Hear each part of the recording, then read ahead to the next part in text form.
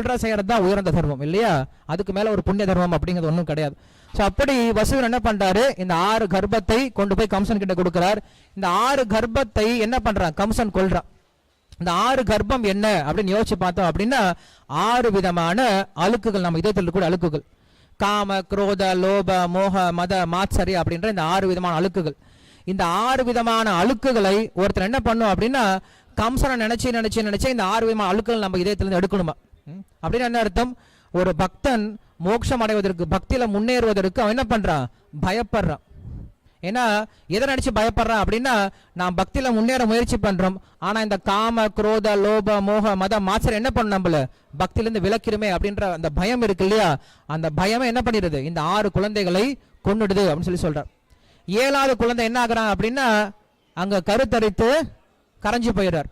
அவர் அங்க என்ன சொல்றது, அந்த குழந்தை இறந்து போயிடுது. ஸோ இது எதை குறிக்குது அப்படின்னா 7வது கர்ப்பம் அப்படிங்கிறது பலராமரை குறிக்குது. ஸோ பலராமர் யார் அப்படின்னா குரு தத்துவம் அப்படின்னு சொல்றோம். ஸோ அப்ப ஒரு குரு என்ன பண்றார் அப்படின்னா ஒரு பக்தனுடைய மனசுல என்ன பண்றார், முதல்ல 6 அழுக்குகளை அழிச்சிடுறார். 6 அழுக்குகள் அழிஞ்ச பின்னாடி இந்த இதயத்தை தூய்மைப்படுத்தின பின்னாடி அங்க பகவான் உட்கார போறார். ஸோ பகவான் உட்காரணும் அப்படின்னா முதல்ல அங்க என்ன வேணும், நம்மளுக்கு நல்ல ஒரு ஆசனம் வேணும். அந்த ஆசனத்தை போடுவதற்காக என்ன பண்றார், பலராமர் வரார், ஆசனத்தை அமைச்சிட்டார், வெளில போயிட்டார். ஸோ இதுதான் ஒரு குரு பண்ற.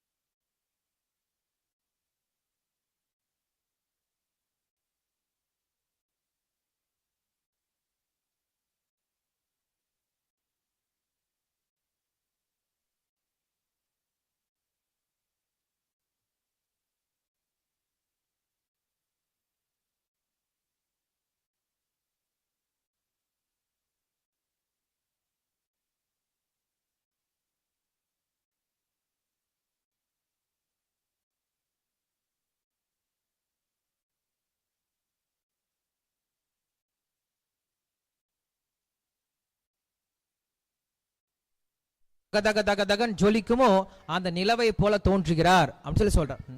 ஏன் நிலவை இங்க ஒப்பிடுறார் அப்படின்னா அதற்கு நிறைய அர்த்தங்களை சொல்லி கொடுக்குறாங்க. நிலவு அப்படின்னு சொன்னோம் அப்படின்னா இன்னைக்கு நம்ம யாரும் சந்திரனை பார்க்கறதே கிடையாது, நம்ம எல்லாருக்கும் லைட் வந்துருச்சு. இதே கிராமத்தில் போனீங்க அப்படின்னா வேலையெல்லாம் முடிச்சுட்டு நைட்டு வீட்டுக்கு வருவாங்க, நல்ல பௌர்ணமி சந்திரன் வெளிச்சம் இருக்கும். ஸோ அப்போ என்ன பண்ணுவாங்க, வெளில கட்டளை போட்டு படுத்துருவாங்க. படுத்துட்டாங்க அப்படின்னா காலையிலிருந்து இருந்த அந்த தாப்பம் இருக்கு இல்லையா, அந்த சூடெல்லாம் இருக்கு இல்லையா, அதெல்லாம் தணிஞ்சு அந்த சந்திரனுடைய நிழல்ல, அந்த சந்திரனுடைய அந்த காந்தியில ரொம்ப ஜிலு ஜிலு ஜிலுன்னு படுத்துட்டு இருப்பாங்க. ஸோ அது போல பகவான் தோன்றும் போது எப்படி இருந்தது அப்படின்னா இந்த உலகத்துல சம்சாரம் அப்படின்ற இந்த கடல்ல இந்த அக்னியில தவிச்சிட்டு இருக்கக்கூடிய அந்த மனிதர்களுக்கு பகவானுடைய அவதாரம் எப்படி இருக்கான், அந்த சந்திரனை போல ரொம்ப ரொம்ப இருக்கான். இதுதான் அர்த்தம். அதே போல சந்திரன் வந்துட்டார் அப்படின்னா எல்லாருக்கும் சந்தோஷம் கிடையாது, ஒரு சிலருக்கு சந்தோஷம் கிடையாது. சந்திரன் வந்தா யாருக்கு, சந்திரன் வந்தா எல்லாருக்கும் சந்தோஷம், ஆனா திருடர்களுக்கு சந்தோஷம் கிடையாது. ஏன்னா சந்திரன் இருந்தா நல்லா வெளிச்சமா இருக்கும், திருடர்களுக்கு பயம் வர ஆரம்பிச்சிடும். அது போல கம்சனை போன்ற ராட்சசர்களுக்கு எப்படி இருக்கா, கிருஷ்ணர் தோன்றிட்டார் அப்படின்னு சொன்ன உடனே மனசுல கருக்குன்னு வந்து தேல் கொட்டின மாதிரி இருக்கான். அதனால அவங்களுக்கு சந்தோஷம் கிடையாது. இன்னும் ஒரு சிலருக்கு சந்தோஷம் இருக்கா சந்திரன் அப்படிங்கிறது. யாருக்கு அப்படின்னா கணவனை பிரிந்து இல்ல மனைவியை பிரிந்து இருக்கக்கூடிய அந்த இளம் தம்பதிகளுக்கு. அந்த காலத்துல அந்த மாதிரிலாம் பாட்டெல்லாம் எழுதுவாங்க இல்லையா. கணவன் வந்து எங்கேயோ ரொம்ப தூரத்துக்கு வேலைக்கு போயிடுவார், இல்லை வியாபாரத்துக்கு போயிடுவார். மனைவி இங்கே உட்காந்து என்ன பண்ணுவாங்க, சந்திரனை பார்த்துட்டு இருப்பாங்க. ரெண்டு பேரும் வந்து அந்த சந்திரன் கிட்டேயே வந்து பேசிப்பாங்க. இன்னைக்கெல்லாம் சந்திரனையே பார்க்கறது கிடையாது, பேசுறது கிடையாது. எல்லாத்துக்கும் வாட்ஸ்அப் இருக்கு, சண்டை தான் வந்துட்டு இருக்கு இல்லையா. தடசரி பேசாமல் இருக்கிற சந்தோஷமா இருக்கு. ஸோ அன்னைக்கு எங்க எப்படி இருக்கு அப்படின்னா சந்திரனை பார்த்து அந்த விரகதாபம் அப்படிங்க அதிகமாக ஆரம்பிக்குமா. அது போல கிருஷ்ண சந்திரன் வந்து தோன்றி என்ன பண்ண போறாரு, கோபியர்களுடைய விரக தாபத்தை அதிகப்படுத்த போறாரா. அதனால அங்க கிருஷ்ண சந்திரன் அப்படின்னு சொல்லப்படுது. ஸோ அப்படி இந்த கிருஷ்ணர் அப்படின்றவர் இந்த யது வம்சத்துல தோன்ற ஆரம்பிச்சார் அப்படின்னு சொல்றாரு.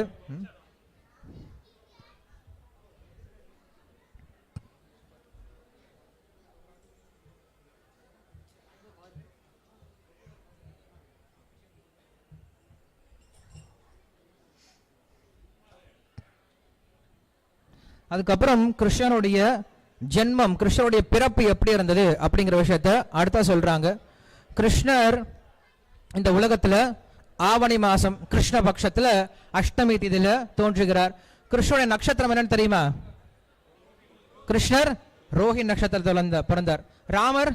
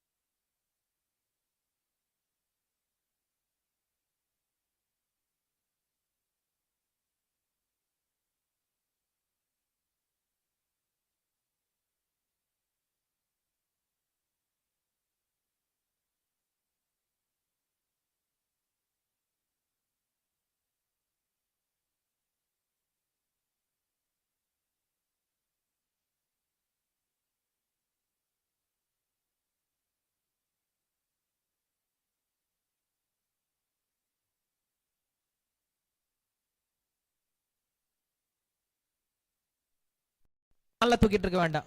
ஒரு நாள் என்ன பண்ணுங்க, கல்ல தூக்கி பிடிச்சிட்டு போய் நின்று இருக்கான்னு சொல்லலாம். பிடிச்சிட்டு இருக்க முடியுமா? ஒரு மணி நேரம் கூட பிடிச்சிட்டு இருக்க முடியாது. ஆனா அவங்க என்ன சொல்றாங்க, தன்னை தானே பகவான் சொல்லிக்கிறாங்க. ஸோ இது போல அந்த மாதிரி பகவான் கிடையாது. கிருஷ்ணர் அப்படின்னா பகவான்னா இப்படிதான் இருக்கணும் அப்படின்னு சொல்லி காட்டுறதுக்கு ஒரு உண்மையான அவதாரம்னா கிருஷ்ண அவதாரம் தான். ஸோ அப்படிப்பட்ட கிருஷ்ண அவதாரம் எப்படி இருந்தது அப்படிங்கிற விஷயத்த சொல்றாரு. தயவு செஞ்சு திருப்பி சொல்லுங்க. தமத்புதம் பாலகம் அம்புஜேக்ஷணம் சதுர்புஜம் சங்ககதாயுதாயுதம் ஸ்ரீவத்ஸலக்ஷ்மம் கலசோபிகௌஸ்துபம் பீதாம்பரம் சாந்திரபயோதசௌபகம் மகார்ஹவைடூர்ய கிரீடகுண்டல த்விஷா பரிஷ்வக்த சஹஸ்ரகுண்டலம் உத்தாம காஞ்சி அங்கத கங்கனாதிபிர் விரோச்சமானம் வசுதேவ ஐக்ஷத. இது கிருஷ்ணருடைய அவதாரத்தை சொல்லக்கூடிய ஸ்லோகம். கிருஷ்ணருடைய அவதாரம் எப்படி இருந்தது அப்படின்னு சொல்லும் போது தம் அத்புதம் பாலகம் அம்புஜேக்ஷணம் அப்படின்னு சொல்ற, அற்புதமா இருந்தது அப்படின்னு சொல்ற. ஏன்னா எந்த ஒரு குழந்தையும் 4 கையோட பிறக்காது, எந்த ஒரு குழந்தையும் கிருஷ்ணரை மாதிரி பிறந்தது கிடையாதா. அதனால அத்புதம் அப்படின்ற வார்த்தையை இங்க உபயோகப்படுத்துறார். அதற்கு இங்க அநேகமான அர்த்தங்களை கொடுக்கிறார், ரொம்ப சுவாரஸ்யமான அர்த்தங்கள்லாம் கொடுக்கிறார். என்ன அப்படிங்கறத மட்டும் பார்க்கலாம். தம் அத்புதம் பாலகம் அம்புஜேக்ஷணம் அப்படின்னு சொல்றார். அம்புஜேக்ஷணம் அப்படின்னா கிருஷ்ணர் பிறந்த உடனே என்ன பண்றாரா, கண்ணை திறந்து பார்க்கறாராம். பொதுவாக குழந்தைகள்லாம் பிறந்த எப்படி பிறக்கும், கண்ணை மூடிட்டு பிறக்கும். அதே போல ஒரு மாசம் ஆன பிறகு என்ன பண்ணும், கண்ணை திறந்து இருக்கும். நம்மளை பார்க்குமா, பார்க்காது. கண்ணு பார்க்கறது ரொம்ப நாள் ஆகும், குறைஞ்சது ஒரு 6 மாசம் ஆகும். அப்பதான் என்ன சொல்றோம், குழந்தை பார்க்குது அப்படின்னு சொல்லும். ஆனா இந்த குழந்தை எப்படி இருக்கா, பிறந்த உடனே கண்ணை நல்லா விழிச்சு 2 பக்கமும் சுத்தி சுத்தி பார்க்குதான். அதான் என்ன சொல்றாங்க, அம்புஜேக்ஷணம் அப்படின்ற விஷயத்த சொல்ற, அப்படின்ற அர்த்தத்தை கொடுக்கிறாரு. என்ன அர்த்தம் அப்படின்னா, அம்புஜ அப்படின்னு அர்த்தம் சொல்லணும். அப்படின்னா அம்புஜ அப்படின்றதுக்கு இன்னொரு அர்த்தம் ஸ்ரீ மகாலட்சுமி. ஸோ கிருஷ்ணன் என்ன பண்றாரு, பிறந்த உடனே மகாலட்சுமியை பார்க்கிறாராம், லக்ஷ்மி தேவியை பார்க்கிறாரு, ஸ்ரீதேவியை பார்க்கிறாரு. ஸ்ரீதேவியை பார்த்து சொல்றார், நான் பிறந்துட்டேன், நீ இன்னும் ஏன் பிறக்கல, நீ என்ன பண்ணு, விதர்ப நாட்டுல ருக்மிணியாக போய் தோன்று அப்படின்னு சொல்லிட்டு ஸ்ரீ மகாலட்சுமியை பார்க்கிறாரா. அம்புஜேக்ஷணம் அப்படின்னு சொல்றார். இன்னொரு அர்த்தம் என்ன சொல்றாங்க அப்படின்னா, இங்க அம்ப அப்படின்னு அர்த்தத்துக்கு பூமாதேவி அப்படின்னு அர்த்தம். ஸோ பூமாதேவி பார்த்து சொல்றாரா, நான் தோன்றிட்டேன், நீ என்ன பண்ணு, அடுத்தது யாரு, ருக்மிணிக்கு அடுத்தது யாரு, சத்யபாமை இல்லையா. சத்யபாமையோட அவங்க அப்பா பேர் என்னது, சத்ராஜித் இல்லையா. பரவாயில்ல, யாரோ ஒரு சிலருக்கா தெரிஞ்சிருக்கு. சத்ராஜித்தினுடைய மகளாக என்ன பண்ண, நீ போய் சத்யபாமையாக போய் தோன்று அப்படின்னு சொல்லிட்டு பூமாதேவி அனுப்புறா. இப்படி ஸ்ரீதேவி பூதேவி 2 பேரையும் என்ன பண்றாரு, போய் தோன்றுங்கன்னு சொல்லி அனுப்புறாராம். பிறக்கும் போதே 2 கல்யாணம் பண்ணிக்கிட்டு பிறந்த குழந்தை அப்படின்றதுனால அத்புதம் பாலகம் அப்படின்னு சொல்றார். குழந்தை யாரும் குழந்தை கல்யாணம் பண்ணிக்க மாட்டாங்க. இது எப்படிப்பட்ட குழந்தை, அற்புதமான குழந்தையா, பிறக்கும் போதே 2 கல்யாணமான குழந்தை அப்படின்னு சொல்றாரு. தம் அத்புதம் பாலகம் அம்புஜேக்ஷணம் அப்படின்னு சொல்றாரு. அம்புஜேக்ஷணம் அப்படின்னா இதான் அர்த்தம். அதுக்கப்புறம் என்ன சொல்றாரு, சதுர்புஜம் அப்படின்னு சொல்றாரு. பகவானுக்கு எத்தனை கயிறுகள் இருக்கு, 4 கைகளோட பிறந்தாரா. பகவான் பிறக்கும் பொழுது 4 கையோட பிறக்கிறார். 4 கையில் என்ன இருக்கு, சங்கு சக்கர கதா பத்ம அப்படின்னு 4 கைகள்ல 4 ஆயுதங்கள் இருக்கா. இது எப்படி இருக்கு அப்படின்னா, குழந்தை பிறக்கும் போது விளையாட்டுக்கு நிறைய சாமான கொண்டு வந்த மாதிரி இருக்கா. இந்த கிளுகிழுப்ப தண்டை இந்த விளையாட்டுலாம் பொம்பரெல்லாம் வச்சு விளையாடுவோம் இல்லையா. அது போல இந்த குழந்தை என்ன பண்ணுது, பிறக்கும் போதே நிறைய விளையாட்டு சாமானத்தோட பிறந்திருக்கான். அதுவும் கதாயுத ஆயுதம் அப்படின்னு சொல்றாங்க. கதாயுத ஆயுதம் அப்படின்னா அந்த ஆயுதம் எப்படி இருக்குன்னா தூக்கி பிடிச்சிட்டு இருக்கான். ஆயுதம் இப்படி கீழே கிடையாது, ஆயுதம் அப்படி தூக்கி பிடிச்சிட்டு இருக்கான். அப்படின்னு என்ன அர்த்தம், கம்சன் இப்ப வரட்டு இப்பயே அடிச்சு சாகடிச்சேன்னு சொல்லிட்டு தூக்கி பிடிச்சி நின்று இருக்காரு அவர். ஏன் இப்படி பண்றாரு அப்படின்னா, தேவகி பார்த்து சந்தோஷப்படுறதுக்கு. தேவகி நினைப்பாளா, என் குழந்தை எங்கேயோ போய் வளர போறான், அவன் எப்படி விளையாடுறானோ தெரியலையே அப்படின்னு சொல்லிட்டு அவ கவலைப்பட்டு இருப்பாளாம். அதனால என்ன பண்றா, தேவகிக்கு காட்சி கொடுக்குறாரு. அம்மா எல்லா பொம்மையும் என்கிட்டயே இருக்கு, நான் நல்லா விளையாட போறேன் அப்படின்னு சொல்லிட்டு தேவகி காட்சி கொடுத்துட்டு என்ன பண்றாரா, பகவான் போறாரா. சதுர்புஜம் அப்படின்னு சொல்லி சொங்க கதாயுதாயுதம் அப்படின்னு சொல்றார். அதுக்கப்புறம் என்ன சொல்றாரு, ஸ்ரீவத்ச லக்ஷ்மம் அப்படின்னு சொல்றார். ஸ்ரீவத்ச லக்ஷ்மம் அப்படின்னா குழந்தை எங்கேயாவது விளையாண்டு கீழே விழுந்து மச்சம் ஏற்படும், இல்ல தழும்பு ஏற்படும். ஆனா இந்த குழந்தை எப்படி இருக்கு, பிறக்கும் போது நெஞ்சில ஒரு தழும்போட பிறக்குதான். தழும்பு என்னது, ஸ்ரீவத்சம் அப்படின்னு சொல்றோம். ஸ்ரீவத்சம் அப்படிங்கிறது லக்ஷ்மி தேவி தான் எங்க சொல்றோம் இல்லையா. அகல இல்லேல் என்று அலர்மேல் மங்கை உரை மார்பான்னு சொல்ற மாதிரி என்னைக்கும் பிரியாம இதயத்திலே தங்கிட்டு கூடிய அந்த லக்ஷ்மி தான் இருக்காரு. இது எதை குறிக்குது அப்படின்னா, பகவான் கிட்ட இருந்து இந்த பிரபஞ்சத்தை, பகவான் கிட்ட இருந்து இந்த பிரகிருதியை பிரிக்க முடியாது அப்படிங்கிற விஷயத்தான் அதுல குறிக்குது. மொத்த உடல் இருக்கு, மொத்த உடல்ல மச்சம் எவ்வளவு பெருசு இருக்கும், ரொம்ப சின்னதா இருக்கும். அது போல இந்த மொத்த பிரபஞ்சத்தையும் நம்ம கம்பேர் பண்ணி பார்த்தோம் அப்படின்னா இந்த ஜட உலகம் எவ்வளவு பெருசு இருக்கும், ரொம்ப சின்னது. ஒட்டிட்டு இருக்கான் பகவானுடைய உடம்புல, ஏதோ ஒரு மூளையில ஒட்டிட்டு இருக்கான். அதனாலதான் இந்த உலகம் அப்படிங்கிறது ஏகபாத விபூதி, ஆன்மீக உலகம் அப்படின்னு திரிபாத விபூதின்னு சொல்லப்படுது. ஸ்ரீவத்ச லக்ஷ்மம் அப்படின்னு சொல்றார். அப்படி சொல்றாங்க. கலசோபி கௌஸ்துபம் அப்படின்னு சொல்றார். கலசோபி கௌஸ்துபம் அப்படின்னா பகவான் என்ன பண்றாரு, பிறக்கும் போது எல்லா ஆபரணங்களையும் போட்டுட்டு வராரு. ஏன்னா தேவக்கு யோசிச்சு பாப்பா, பகவானுக்கு காது குத்துனாங்களோ இல்லையோ தெரியலையே, பகவானுக்கு நெகை போட்டாங்களோ இல்லையோ தெரியலையே, பகவானுக்கு இடுப்புல அரணாக்கயிறு கட்டினாங்களோ இல்லையா தெரியலையே, காலில் தண்டை சலங்கை எல்லாம் கட்டினாங்களா இல்லையான்னு தெரியலன்னு சொல்லிட்டு தேவிக்கு ரொம்ப வருத்தப்படுவாளாம். அந்த வருத்தத்தை எல்லாம் போக்குவதற்கு என்ன பண்றாரு, இப்பயே எல்லா அலங்காரத்தையும் போட்டுட்டு என்ன பண்றாரு, தேவகிக்கு காட்சி கொடுத்துட்டு போறாரு. அதாங்க சொல்றாங்க கலசோபி கௌஸ்துபம் அப்படின்னு சொல்றார். அப்புறம் பீதாம்பரம் அப்படின்னு சொல்றார். பிறந்த குழந்தை என்ன ட்ரெஸ் போட்டுட்டு இருக்கு, பீதாம்பரம்னா மஞ்சள் நிற ஆடை போட்டிருக்காரு. மஞ்சள் நிற ஆடை எதை குறிக்குது அப்படின்னா இந்த பிரபஞ்சத்தை குறிக்குது அப்படின்னு சொல்லி சொல்றோம். இந்த உலகம் அப்படிங்கிறது பகவானுக்கு ஆடையை போன்றது அப்படின்னு சொல்லி சொல்றோம். அதனால என்ன சொல்றோம், ஈஷாவாஸ்யம் இதம் சர்வம் அப்படின்னு தான் ஈஷோபனிஷத் சொல்லுது. ஈஷாவாஸ்யம், ஈஷாவாஸ்யம் அப்படின்னு என்னது, வஸ்திரம் அப்படின்னு சொல்லி சொல்றோம். வஸ்திரம்னா என்னது, துணிதான் வஸ்திரம் சொல்லி சொல்றோம் இல்லையா. வேஷ்டி, தமிழ்ல வேஷ்டின்னு சொல்லி சொல்றோம். வேஷ்டி அப்படின்னா வஸ்திரம் ஒண்ணுதான். வேஷ்டி என்ன பண்ணும், நம்மள மறைச்சிட்டு இருக்கும் இல்லையா.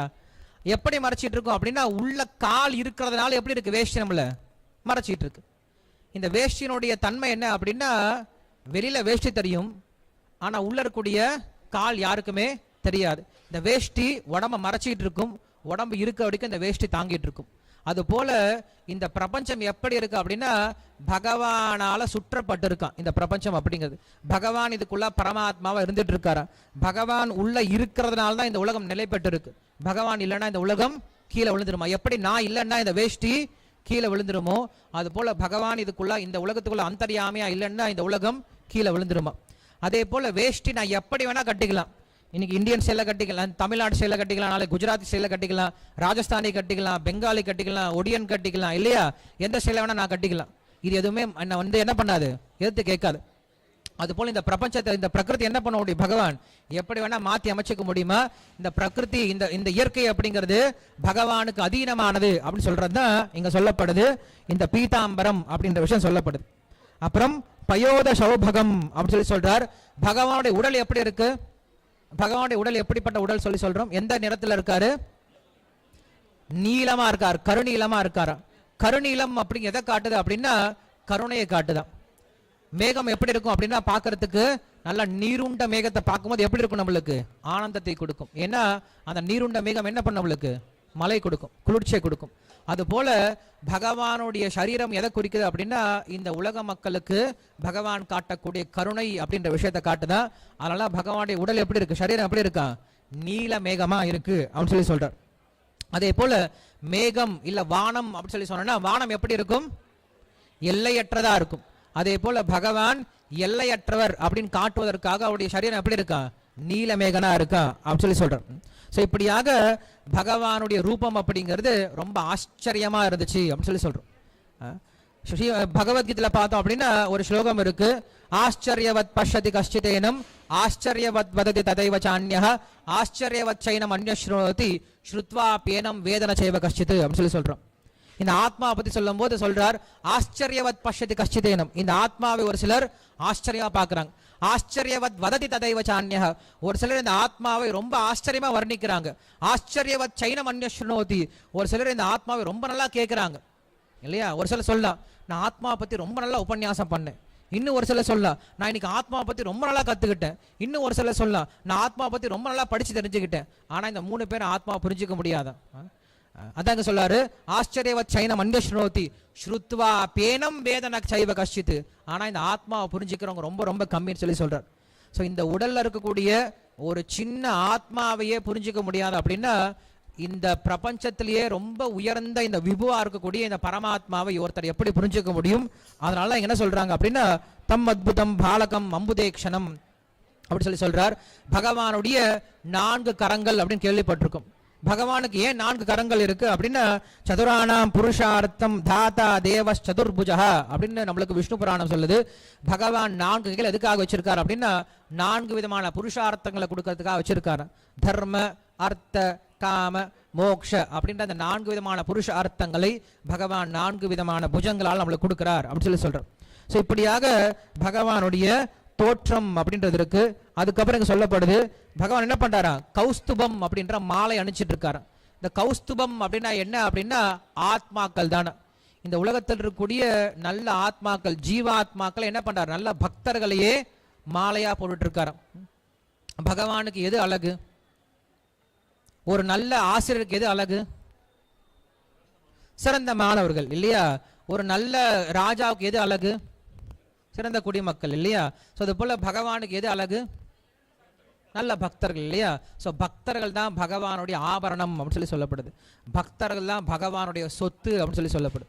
துவம் அகிஞ்சன கோச்சரஹ அப்படின்னு சொல்லி சொல்றா குந்தி தேவி சொல்வா. அகிஞ்சன கோச்சரஹா அப்படின்னா பகவானுக்குன்னு ஒரு சொத்து இருக்கான். பகவானுடைய சொத்து என்னது? பகவான் சொல்றார், ஈஷாவாஸ்யம் இதம் சர்வம் அகம் சர்வசிய பிரபவ, இந்த உலகம் எல்லாம் எனக்கு சொந்தமானது அப்படின்னு சொல்லுவார். ஆனா கிருஷ்ணர் சொல்வார், எதுவும் எனக்கு சொந்தம் கிடையாது, எனக்கு எது தேவையில்லைன்னு சொல்லுவார்.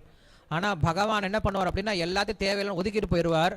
ஆனா ஒரு சில என்ன பண்ணுவார், பொறுக்கி வச்சுப்பார், தன் பக்கத்துல வச்சுப்பார். யாரு அப்படின்னா பக்தர்களை. எல்லாரும் வேணாலும் ஒதுக்கி விட்டுருவார், எனக்கு எதுவும் வேணாம் எது வேணாலும் ஒதுக்கி விட்டுருவார். ஆனா பக்தர்கள், நல்ல பக்தர்கள் கிடைச்சாங்க அப்படின்னா அவங்க என்ன பண்ணுவாரா, பொறுக்கி எடுத்து வச்சுப்பாரா.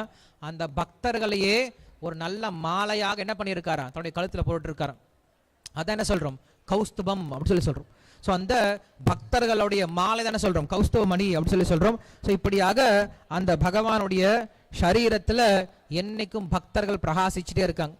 இப்ப கிருஷ்ணருக்கு ஏன் பெருமை? மற்ற அவதாரங்களை காட்டிலும் இல்ல மற்ற தேவர்களை காட்டிலும் ஏன் கிருஷ்ணருக்கு இவ்வளவு பெருமை அப்படின்னா, ஏன்னா கிருஷ்ணருக்கு அவ்வளவு பக்தர்கள் இருக்காங்க, கிருஷ்ணருக்கு அவ்வளோ லீலைகள் இருக்கு, கிருஷ்ணருக்கு அவ்வளோ சரித்திரம் அமைஞ்சிருக்கு இல்லையா. ஸோ அப்போ பகவானுக்கே யார் பெருமை சேர்க்கிறாங்க அப்படின்னா பக்தர்கள் தான். பக்தர்கள் இல்லை அப்படின்னா பகவானை பற்றி ஒன்றுமே தெரியாது. இப்போ கிருஷ்ணரை பற்றி நம்மளுக்கு எப்படி தெரியும்? நமக்கெல்லாம் கிருஷ்ணர் ஒருத்தர் இருக்கார், ஜென்மாஷ்டமி கொண்டாடணும், கிருஷ்ணருடைய குணங்கள்லாம் இப்படி இருக்கு நம்மளுக்கு எப்படி தெரியும்?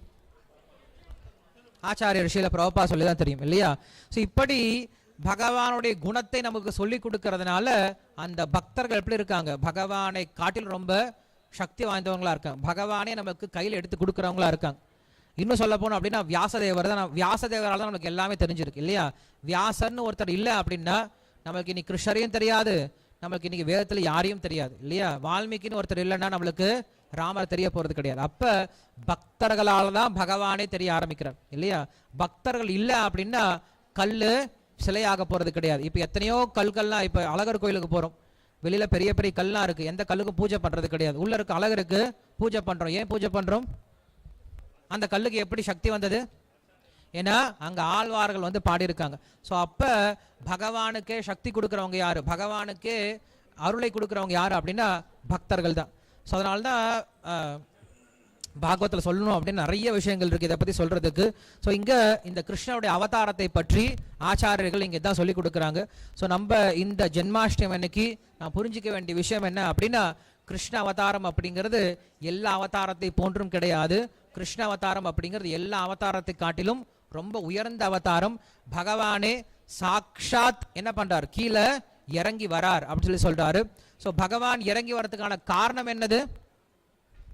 கிருஷ்ணர் பகவத்கீதை சொல்றாரு 10 மணிக்கா, ஓகே. கிருஷ்ணர் சொல்றாரு, பரித்ராணாய சாதுனா விநாசாய துஷ்கிருதாம் தர்ம சம்ஸ்தாபனார்த்தாய சம்பவாமி யுகே யுகே அப்படின்னு சொல்றார். ஸோ எதுக்காக வர இந்த உலகத்துக்கு? பக்தர்களை பாதுகாப்பதற்காக அப்படின்னு சொல்றார். பக்தர்களை பாதுகாப்பதற்காக அப்படின்னா ஒரு நல்ல உதாரணம் சொல்லலாம். எந்த ஒரு பக்தனும் தன்னை பாதுகாக்கணும் அப்படின்னு சொல்லிட்டு பகவான் கிட்ட வேண்ட மாட்டான் இல்லையா. அப்படி வேண்டுனா அப்படின்னா அவனுக்கு இன்னும் பக்தி சரியா வரல அப்படின்னு அர்த்தம். பிரகலாதனை பார்க்கிறோம். பிரகலாதன் என்னைக்காவது போய் வேண்டி இருக்கானா, ஐயோ நாராயணா கொஞ்சம் காப்பாத்த, எங்க அப்பா என்ன போட்டு முத்துன்னு மொத்துறாரு, ஏதாவது வந்து பண்ண, எங்க அப்பா கொஞ்சம் முடிச்சு விடேன்னு சொல்லிட்டு என்னைக்கா வேண்டி இருக்காரா? வேண்டினது கிடையாது. ஸோ பக்தன் என்ன பண்ண மாட்டான், என்னைக்குமே பகவான் கிட்ட என்ன காப்பாத்துன்னு சொல்லி வேண்டவே மாட்டான். அப்ப பக்தனை போய் என்ன போய் காப்பாற்ற வேண்டியது இருக்கு? பகவான் சொல்ல, நான் பக்தனை காப்பாத்துறதுக்காக வரேன்னு சொல்லி சொல்றார். பக்தன் ஏற்கனவே காப்பாற்றப்பட்டான் இல்லையா, பக்தனை காப்பாற்றணும் அப்படின்ற அவசியம் கிடையாது. ஹிரண்யகசிபு முழிக்கிறான் இல்லையா, வரம் வாங்கினது நானு, ஆனா அது வேலை செய்யறது உனக்கு இல்லையா. உன்னை மலையிலிருந்து உருட்டுறேன், யானை கீழே போடுறேன், நெருப்புல கொதிக்க விடுறேன், விஷத்தை குடிக்க வைக்கிறேன், பாம்பை விட்டு கடிக்க வைக்கிறேன், சூளத்தினால குத்த வைக்கிறேன், உன்னை என்ன பண்ணாலும் என்ன ஆக மாட்டேங்கிற, நீ சாக மாட்டேங்கிற. சாகா வரம் எனக்கு கிடைச்சதா உனக்கு கிடைச்சதா? நான் எத்தனை வருஷம் தவம் இருந்து இந்த வரத்தை பெற்றேன், உனக்கு என்னமே இல்ல. உனக்கு பிறந்த எத்தனை வயசு தான் இருக்கு? இப்ப 5 வயசு தான் ஆகுது, உனக்கு எப்பறா இந்த சக்தி கிடைச்சது அப்படின்னு சொல்லி சொல்றோம். அப்ப பக்தனை காப்பாற்றணும் அப்படின்ற அவசியமே கிடையாது, பக்தன் ஏற்கனவே காப்பாற்றப்பட்டுட்டான். அப்படி இருக்கும்போது அடுத்த சொல்றாரு, பரித்ராணாய சாதுனாம். அடுத்த காரணம் என்னது? விநாசாயச்ச துஷ்கிருதாம் அப்படி சொல்லி சொல்றார். போக்கிரி பசங்களை சாகட்டத்துக்காக பகவான் வரார் சொல்லி சொல்றார். அதுக்காக இறங்கி வரணுமா? சீஃப் மினிஸ்டர் இறங்கி வந்து பிட் பாக்கெட்டை பிடிக்கணுமா? தேவையில்லை. நரேந்திர மோடி இறங்கி வந்து ஓடி போற சைன் ஸ்நாச்சரை பிடிக்கணுமா? தேவையில்லை. பகவான் என்ன பண்ணிருக்கலாம், மேல வைகுண்ட லோகத்துல உட்காந்துட்டு ஹிரண்யகசிபு அழியட்டும், ராவணன் அழியட்டும், கம்சன் அழியட்டும் சொன்னா அழிவானா? அழிய மாட்டாங்களா? கண்டிப்பா அழிஞ்சிருவாங்க. பகவான் ஏன் இறங்கி வரார் அப்படின்னு சொல்லும் போது பரித்ராணாய சாதுனாம் அப்படின்னா என்ன அர்த்தம் அப்படின்னா பரித்ராணாயன்ற வார்த்தையை உபயோகப்படுத்துறார். திராணாய அப்படின்னா காப்பாத்துறது, பரித்ராணாயன்னா என்ன அர்த்தம்? பக்தர்களுடைய குடும்பத்தை பாதுகாக்கிறதுக்காக வராராம், வேற ஒன்றும் கிடையாது. பக்தர்களை பாதுகாத்தாச்சு, இப்ப பக்தருடைய குடும்பம் இருக்கு இல்லையா, அவங்களை பாதுகாக்கிறதுக்காக பகவான் தோன்றுகிறேன்னு சொல்றார். அதான் நம்ம நரசிம்ம அவதாரத்தில் பார்க்கிறோம். நரசிம்மர் தோன்றினார், எதுக்காக தோன்றினார்? ஹிரண்யகசிபுவை சம்ஹாரம் பண்றதுக்காக கிடையாது, ஹிரண்யகசிபுக்கு மோட்சம் கொடுப்பதற்காக தோன்றினார். கிருஷ்ண அவதாரம் எதுக்காக இருக்கு? கம்சனையும் துரியோதனர்களையும் கொல்வதற்காக கிடையாது, அவங்களுக்கு மோட்சம் கொடுப்பதற்காக. ஸோ பகவான் யாரையும் கொல்வது கிடையாது. பகவான் என்னதான் பண்றார்? எல்லாத்தையும் மோட்சம் கொடுக்க தான் முயற்சி பண்றார். ஒரு சில குழந்தைங்க சொன்னா கேட்டுக்குது, ஒரு சில குழந்தைங்க சொன்னா கேட்க மாட்டேங்குது. ஒரு பையனை கூப்பிடுறாங்க, அம்மா வீட்டுக்குள்ள வாடா, வந்து சாப்பிட்றா, ஒழுங்கா படுறா அப்படின்னு சொன்னா கேட்க மாட்டேங்கிறான்.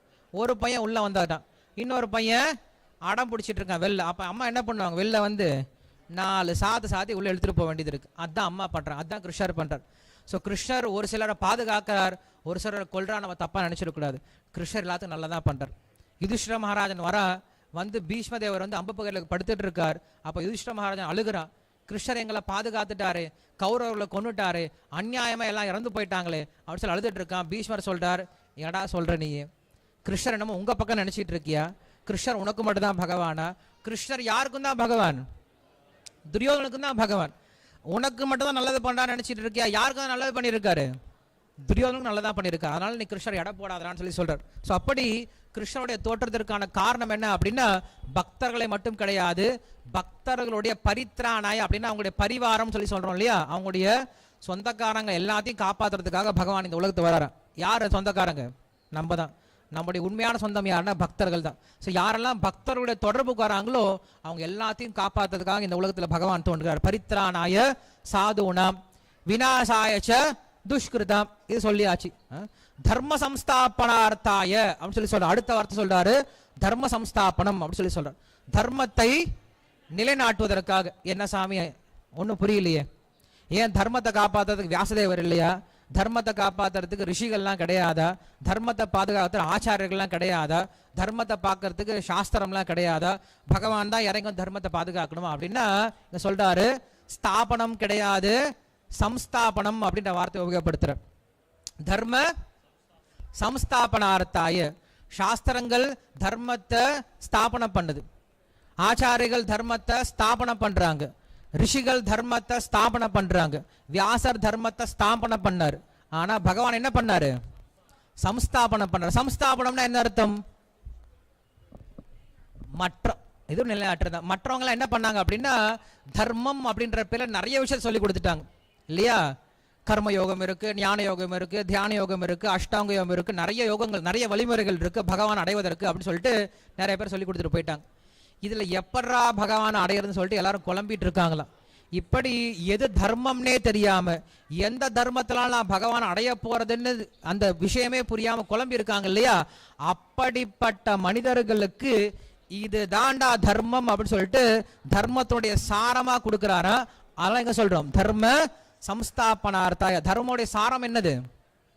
சவை பும்சாம் பரோ தர்மோ எதோ பக்தி ரதோக்ஷஜே அஹைதுகி அப்ரதிஹத ஏயாத்மா சுப்ரசீததி அப்படின்னா ஸ்ரீமத் பாகவதம் சொல்லுது. இருக்கிறதுல உயர்ந்த தர்மம் என்ன அப்படின்னா பகவானுக்கு செய்யக்கூடிய பக்தி அப்படிங்கிறது தான். ஸோ கிருஷ்ண அவதாரம் எதுக்காக இருக்கு? மற்ற எல்லா தர்மத்தையும் ஒதுக்கி வச்சுட்டு சர்வதர்மான் பரித்யஜ்ய மாம் ஏகம் சரணம் பிரஜ, என் மேல பக்தி பண்றது மட்டும்தான் உயர்ந்த தர்மம் அப்படின்னு சொல்லிட்டு அந்த பக்தி யோகம் அப்படின்ற விஷயத்தை கொண்டு வந்து கொடுப்பதற்கு தான் இந்த கிருஷ்ண அவதாரம். கிருஷ்ண அவதாரத்தில் கிருஷ்ணர் சொல்லக்கூடிய விஷயம் ரொம்ப எளிமையான விஷயம். என்னது? நீங்க எனக்கு பக்தி செஞ்சா மட்டும் போதும் என்னை அடைய முடியும். பக்தியா மாம் அபிஜானாதி அப்படின்னு சொல்றார். ஸோ இதுதான் சம்ஸ்தாபனம் அப்படின்னு சொல்றோம். தர்ம சம்ஸ்தாபனம் அப்படின்னு என்ன அர்த்தம்? பக்தி யோகம் அப்படின்ற இந்த தர்மத்தை நிலைநாட்டுவதற்காக கிருஷ்ணர் தோன்றினான்னு சொல்றார். ஸோ இன்னைக்கு அந்த கிருஷ்ணருடைய அவதார திருநாள் இன்னைக்கு மட்டும் கிடையாது, தினசரி நம்ம கொண்டாட வேண்டிய திருநாள் அப்படிங்கிறது இந்த கிருஷ்ணனுடைய அவதார திருநாள். இருந்தாலும் இன்னைக்கு இந்த நட்சத்திரம் இந்த திதி வந்திருக்கனால இன்னைக்கு நம்ம என்ன பண்றோம், இந்த திருவிழாவை ரொம்ப விமர்சையா கொண்டாடி இருக்கோம். காலையிலிருந்து நிறைய என்ன பண்ணாங்க மக்கள் இங்க வந்திருக்காங்க நினைச்சிட்டு இருக்கோம். பட் உண்மையில கிடையாது. இந்த மதுரையில 35 லட்சம் பேர் இருக்காங்களா? எத்தனை பேர் வந்துட்டு போயிருக்காங்க? 20,000 பேர். அப்ப யாரு தப்பு? நம்ம தான் இன்னும் கூட்டிட்டு வரல இல்லையா? ஏதோ சின்ன சின்ன விசேஷத்துக்கெல்லாம் எல்லாம் ஓடுறாங்க. ஒரு சினிமா ஸ்டார் வந்துட்டாங்க அப்படின்னா மதுரையில் அங்கே இடம் நிற்காது, அவ்வளோ பேர் மக்கள் ஓடுறாங்க. கிருஷ்ண அவதாரம் அப்படிங்கிறது உயர்ந்தது. பகவானே சாட்சாத் பகவானே இறங்கி வரார். இருந்தாலும் நம்மளுடைய முயற்சியை நம்ம என்ன பண்ணோம், ஒரு அணில் முயற்சி நம்மள பண்ணியிருக்கோம். அதற்கு திருப்தி அடைஞ்சு பகவான் நிறைய பேர் அமைச்சிருக்கார். ஒரு 2-3 வருஷத்துக்கு அப்புறம் கொரோனாலாம் முடிஞ்சதுக்கு அப்புறம் இன்னைக்கு நிறைய பேர் நம்ம ஒரே இடத்துல பார்க்க முடிஞ்சது. நிறைய மக்கள் வந்தாங்க, ரொம்ப சந்தோஷமா எல்லாரும் தரிசனம் பண்ணாங்க, நிறைய நிகழ்ச்சிகளை கலந்துக்கிட்டாங்க.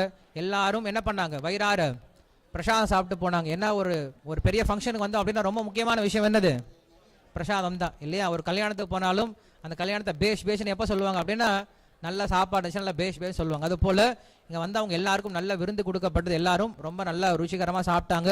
எல்லாரும் கிருஷ்ணரை என்ன பண்ணாங்க, கண்ணார பார்த்து கிருஷ்ணரையும் கண்ணார சாப்பிட்டாங்க. ஸோ இந்த ஜென்மாஷ்டமி நிகழ்ச்சிக்கு உதவி செஞ்ச, இதுக்கு உதவிகரமாக இருந்த, சேவை செஞ்ச எல்லாருக்கும் ரொம்ப நன்றி. இந்த நிகழ்ச்சி இன்னும் முடியல. இப்போ தான் நம்ம வந்து கிருஷ்ண பலராமருக்கு அபிஷேகம் பண்ண போகிறோம். நைட்டு 12 மணிக்கு மகாஆரத்தி இருக்கும். அதுக்கப்புறம் நாளைக்கு ஸ்ரீல பிரபுபாருடைய தோன்றிய நாள். நாளைக்கு இதே விஷயத்தை நம்ம காலை நேரத்தில் கொண்டாட இருக்கும். ஸோ இதோட இங்கே உரையை முடிச்சுக்கிறேன். அதுக்கப்புறம் கிருஷ்ண பலராமுக்கு இப்போ அபிஷேகம் இருக்கு. ஸ்ரீ கிருஷ்ண பகவான் கி, ஸ்ரீ கிருஷ்ண ஜென்மாஷ்டமி மகா மகோத்சவ் கி, ஸ்ரீல பிரபுபாத கி, தாய் கௌர பிரேமானந்தே. ஹரி ஹரி போல்.